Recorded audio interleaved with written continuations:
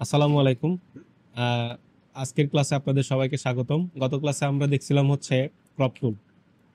Crop টুল দেখছিলাম আমরা যে ক্রপ টুল ব্যবহার করে কিভাবে পাসপোর্ট সাইজের ছবি বানাতে হয়, প্লাস হচ্ছে কিভাবে আমাদের ছবির এক্সট্রা বাড়তি অংশটা কন্টেন্ট আওয়ার ফিল দিয়ে ফিল আপ করে নিতে হয়। তো আজকে আমরা দেখবো তার পরের টুলসটা, সেটা হচ্ছে পার্সপেক্টিভ ক্রপ টুল।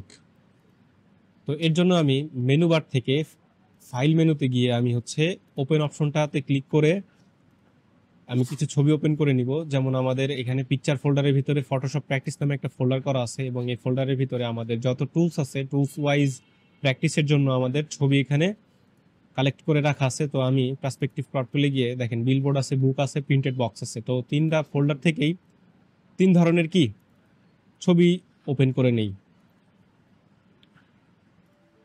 তো আমি ওপেনে গেলাম। ওপেনে যাওয়ার পরে আবার আমি হচ্ছে বুক থেকে একটা ছবি এখানে ওপেন করে নেই। আর তারপর হচ্ছে প্রিন্টেড বক্স থেকে হচ্ছে আমি একটা বক্সের ছবি ওপেন করে নেই। কোনটা নিব? এটা নিব না এটা নিব? এটা লালটা? লালটা না হলুদটা? লালটা, আচ্ছা লালটাই নিলাম। তাহলে আমাদের এখানে তিনটা ছবি আছে। সো তিনটা ছবিতে আমি আপনাদেরকে একটা জিনিস তিনবার করে দেখাবো। হ্যাঁ, দেখেন এইখানে যে ছবিটা আমরা দেখতে পাচ্ছি এটা হচ্ছে একটা বিলবোর্ডের ছবি, যেটা একটা অ্যাঙ্গেলে হচ্ছে আমাদের এখানে শো করতেছে। তো দেখেন আমরা পার্সপেক্টিভ ক্রপ টুলতে যখন করব আমাদেরকে চারটা পয়েন্ট চার মাথায় হচ্ছে বসায় দিতে হবে এরকম। এবং এটাকে আমরা জুম করব, জুম করার পরে দেখব যে আমরা এটাকে ঠিকমতো বসাইতে পারছি কিনা। এই যে অ্যাঙ্গেল, এই সাইডে অ্যাঙ্গেল মিলবে, এই সাইডের অ্যাঙ্গেলও মিলাইতে হবে আমাদের। ঠিক আছে? তারপর দেখেন এটার প্লেসমেন্টটা হচ্ছে ঠিক নাই, সো এরকম জুম করে দেখেন এটাও এই সাইডে মিলছে, এটাও এই সাইডে মিলছে, তাই না?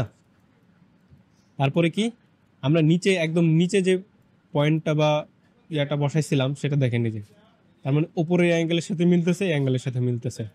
তো ছবিটা যদি অ্যাকুরেট আমাদের চারকোনা ছবি হয় সেই ক্ষেত্রে খুব ইজি হবে। দেখেন তাহলে জুম করে আমরা আমাদের পয়েন্টের প্লেসমেন্টগুলো ঠিক করে নিছি। এখন আমরা কি করব?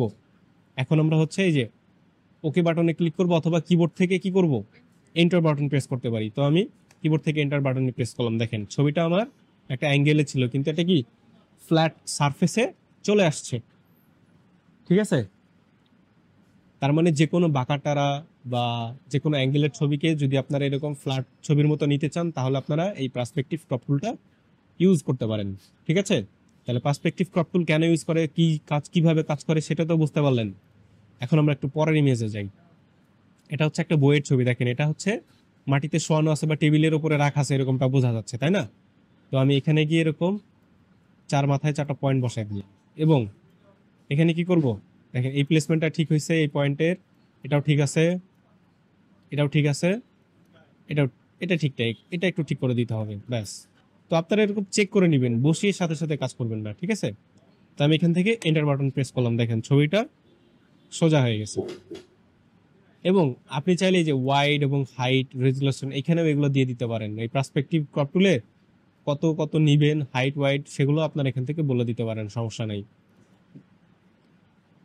তো যেহেতু আমরা ক্রপ টুলে করছি, সো পার্সপেক্টিভে যেহেতু আমরা এই কাজটার জন্য মূলত বেশি ব্যবহার করি টুলসটাকে, তো আমরা এইভাবেই করি। তো দেখেন এইভাবে হচ্ছে চার মাথায় চারটা পয়েন্ট আমরা বসাই দিলাম, মানে চার কোনায়।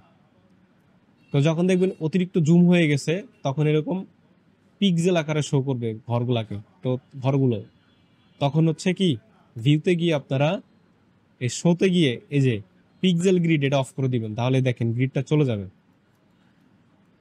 কারণ ইমেজে যতগুলা পিক্সেল আছে সেই পিক্সেল অনুযায়ী গ্রিডটা শো করে।